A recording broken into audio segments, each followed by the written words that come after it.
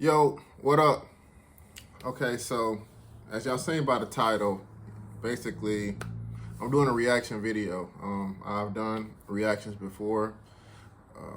Fun fact, I am low-key infatuated with things being caught on CCTV, such as like murders, wrecks, accidents, hauntings, anything like that. Like, I kind of like that. I'm not infatuated with the murder, so don't get that twisted. Because I heard that people that like that stuff, that watch like true crimes and murder mystery stuff like that, like they sick in the head. That's not me. I'm not sick in the head. I'm not infatuated with that part. But like hauntings, ghost hunting, stuff like that, caught on CCTV, I love that. Like, that's dope.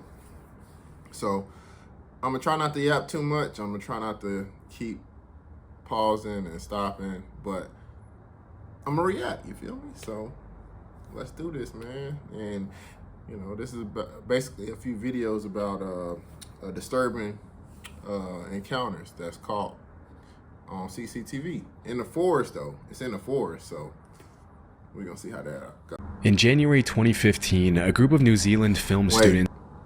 Why are they recording about what?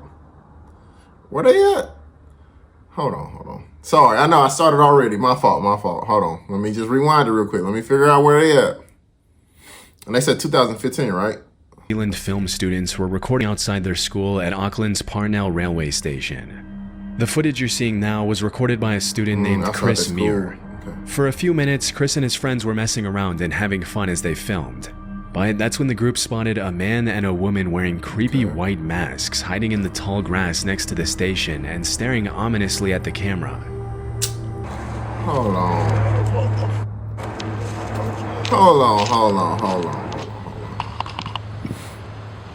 See, this is the type of thing where certain people don't stick around to see. Certain people are not going to stick around to look at people watching them, if that makes sense. Especially in the woods. If you in the woods and you see somebody, all right, let's just see. Do they got masks on? They got masks on. Oh. Chris and his buddies first thought that the masked people were probably pranksters from the school trying to creep them out, which is why they can be heard laughing throughout the footage. They just staring. However, the students later confessed that it was more so nervous laughter and that they were actually pretty terrified during the encounter. Disturbingly, looking at the footage, they noticed that the couple appeared to be armed. In some of the clips, it looks like one of the... Nah, they gotta be like working together. Ain't no way. So you got one on the train and two standing like in the woods? Nah, man, come on now. This gotta be fake. Because one, like, if y'all don't know them and they plotting like that, like, nah, it shouldn't even be no more recording. Either you gotta do one or two things. Either you better prepare to fight, or better be prepared to run. And by the looks of it, they not ready to do either or. ...is holding a pistol. See, nah, bro. That's like, that's weird. Oh. Where's the other one?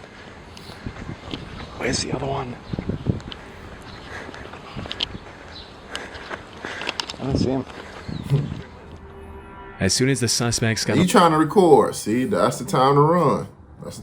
Especially if you ain't got a pipe on you. If you ain't got a pipe on you, get up out of there. Come on, man. They gotta have bad intentions. A little too close for comfort, the group ran back to the main road, after which they reportedly saw a police chopper approaching the area of the incident. Come on, man. Come on. Where the chopper come from?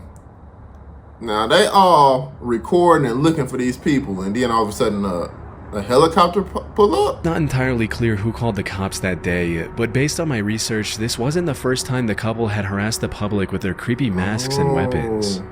Earlier that week, they had terrorized a woman at Auckland's Domain Park, but left before the police were able to arrest them.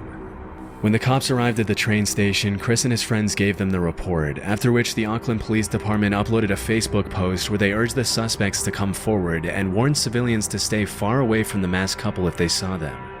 They also cautioned that if they saw someone carrying what appeared to be a weapon, they had no way of knowing if the weapon was real or fake and would be forced to approach the situation as if it were real. Shortly after that, the suspects reportedly came forward to talk to the cops. Throughout the investigation, the authorities didn't release a whole lot of information to the public about who these people were, whether their weapons were real, or what their intentions were. But one thing we know for sure is that this wasn't just an innocent prank. In fact, when a lot of people online started accusing the students of staging a prank just to get attention, a spokesperson from the school came forward to clarify that the masked suspects had nothing to do with the institute. According to an article from Vice... Dang, and I thought it was like, students being like pranking that, and that's what they saying. It's not a prank. Like, but why would people come forward? Like, why would you snitch on yourself? And especially if you're not doing nothing. Like, I wouldn't snitch on myself. People are weird, but I ain't gonna lie. Like, doing this to the wrong people, that's how you get your hat knocked off, if you feel what I'm saying. Spokesperson later confirmed that the weapons were fake. But I wasn't able to find any official confirmation of this, and to this day, not a lot of people know who the suspects were or why they were terrorizing the public for no reason. Whatever the case, it's a good thing Chris and his friends were able to get away before things took a turn for the worse. Near the base of Mount Fuji in Japan lies a forest that's known among the locals as the Sea of Trees. Interestingly, the entire forest grew out of a 30-square-kilometer patch of hardened lava that was laid down by the last major eruption of Mount Fuji. A little more disturbingly though, over the years the Sea of Trees has become known as a place where people go to take their own lives. And if you venture far enough into the forest, it's not uncommon at all to find a body. Near the entrance of the forest, a sign written in Japanese reads, "Quietly think once more about your parents, siblings, and children. Please don't suffer alone, and first reach out." In July 2017, urban explorer and YouTuber Please don't suffer alone. That's low key. Hey, for all y'all out there, don't suffer alone. Talk to people if you got to. Whatever you're going through, just talk it out. Bex ventured into the forest to see what he'd find, walking his viewers through his entire journey into the Sea of Trees. But even though the video starts out tame enough, just a few minutes into his exploration, the uploader comes across an abandoned bike, and that's when things get a little disturbing. I'm only a few meters away from the road right now, but I've already found an abandoned bike. It's actually a pretty nice bike. Let's take a look at it.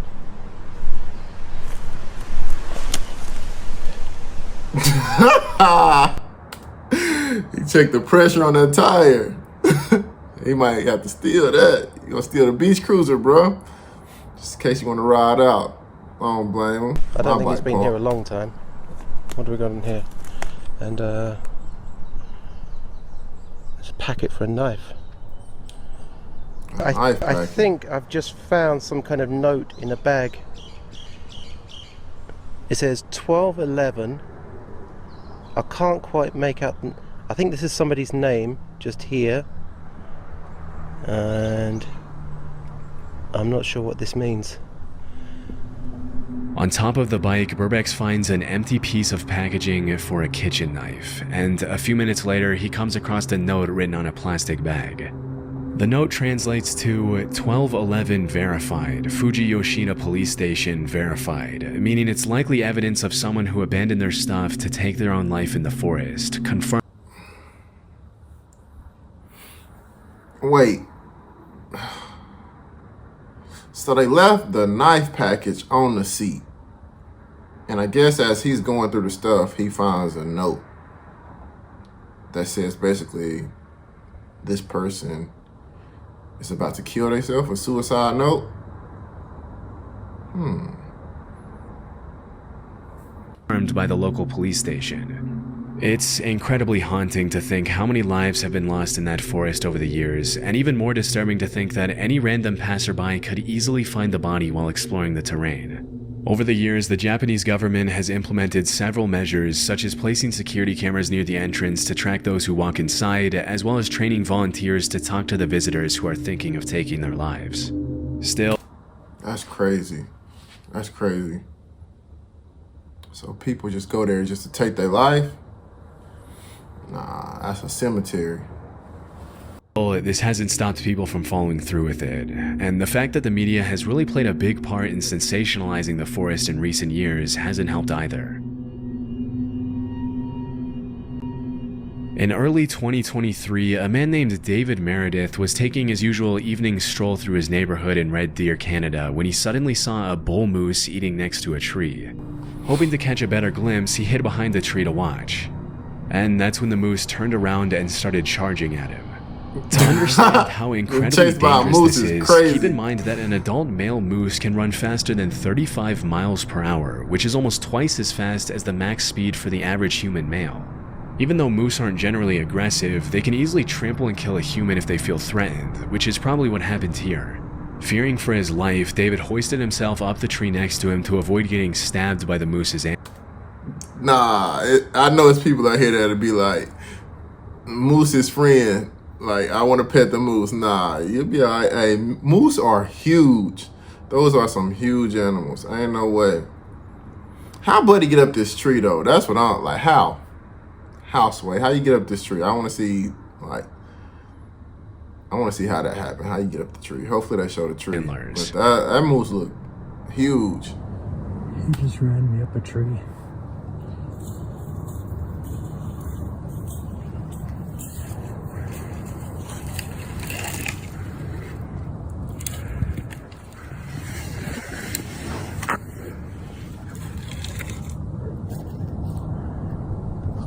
As soon as he was out of the moose's reach, he started recording. For about 30 seconds, the moose just stares at David, and you can hear the uploader's nervous breathing as he waits for the moose to leave.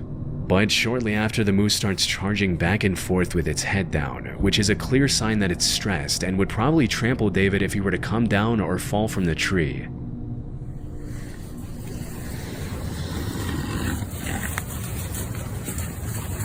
Oh, that moose pissed. Yo, you think it got rabies or something? Like, what's up with him? What's up with Buddy?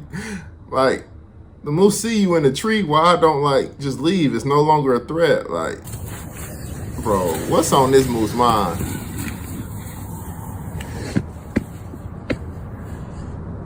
Based on what he mentioned to the news station that interviewed him a couple of days later, David stayed in the tree for over 10 minutes waiting for the moose to leave him alone. When asked how he climbed up the tree, he demonstrated how he pulled himself up by a flimsy-looking branch, which is honestly one of the most concerning parts of this whole situation. That branch breaks, and David would have been at the mercy of a very angry moose and Man, he used that little bitty branch to get up. Might not have lived to tell the tale. Luckily, after seeing that David wasn't coming down, the moose finally gave up and ran off, thanks to which the uploader was able to come down safely after waiting it out for around an extra half hour. In February 2018, a man named Greg Harris uploaded a GoPro video of himself riding his ATV on an unnamed trail. For the first few seconds, the footage shows pretty much exactly what you'd expect from this kind of upload. But in the blink of an eye, something extremely disturbing interrupts Greg's ATV ride.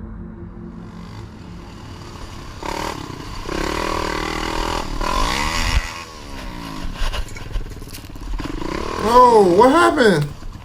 What happened? Oh, man. Did he see something?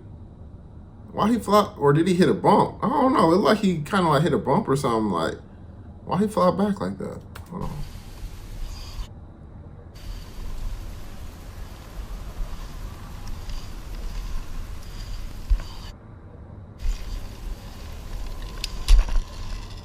If you didn't catch it, someone had set up a metal wire between the two trees, which got caught in the uploader's helmet and forced him to stop.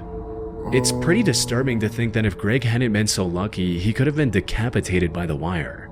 Fortunately, as mentioned in the video description, his speed, along with the wire hitting his helmet instead of his neck, caused it to break as he passed through it. It might seem shocking that anyone would even think of doing something as incredibly evil as setting up a lethal booby trap in the middle of an ATV trail. But sadly, it's actually pretty common in the dirt bike and ATV community. Bro, ain't no way you people out here that evil, dog. Y'all trying to take people's heads off? It don't even like it's houses around. So, like, what is the point of... They can't be disturbing you because it don't look like any houses around.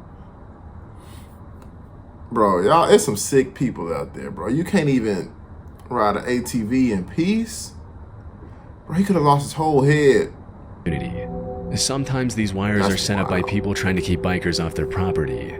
Others are set up by psychos who get irritated by the noise and decide to use violence to fix the issue. And the rest are set up by people who are just messed up in the head and want to bring harm to others for no reason. In this case, it's impossible to tell who is responsible for setting up the trap. This is just one of those videos where if the wire was set up just slightly lower, the accident could have easily been fatal. Luckily, he was able to walk away with minimal injuries, and he used his video as a way to warn others to watch out for these kinds of traps, especially when riding through trees.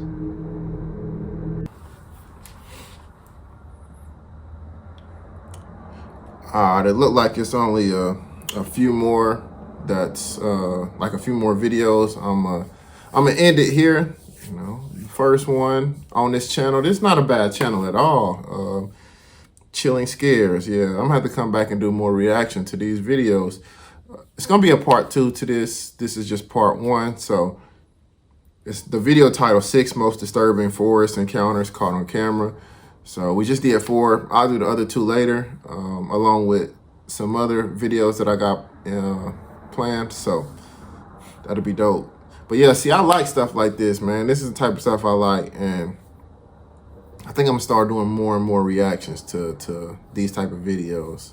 So if y'all got any videos that y'all want me to react to, just let me know and I'll react to it. But yeah, I'll catch y'all on the next one, man. This is part 1 and part 2. Peace.